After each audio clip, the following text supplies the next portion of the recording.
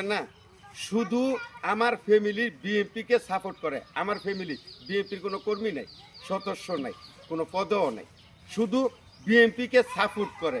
এই জন্য এই অপরাধে, যাই হোক, এটা আমি অনেক মামলা করছি, অনেক কিছু করছি, অনেক কিছু করার পরও তারা আমার দখল দেয় নাই। জোরে জোরে দখলে খাইছে।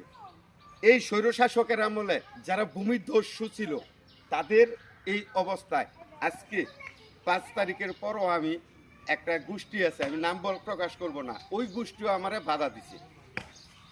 যাই হোক, নির্বাচনের পরে আমি যখন আসছি জমিনে, তো সবাই আমারে বলছে তোর সম্পদে আলাপ তুই বাড়ি করতে পারো, কারণ যেহেতু তোর কিনা সম্পদ। এই 63 31.5 আমি পানা, আর 31.5 আমার চাচা পানা। 31.5 থেকে আমি খাই 21, বাকিটা অর্ধ হলে এখনো আছে। আমি চাই আমার সম্পদরা বাংলাদেশের যত আইন প্রশাসক সবার কাছে আমার অনুরোধ এবং দেশবাসীর কাছে অনুরোধ, এই সম্পদটা আমার ফয়সালা দিই। তবে আমি যে দখলে খাইছি, আমার এই যে আমলই বাগান, এই বাগানটা 45 বছর আগে আমার বাবা করে দিয়ে গেছে।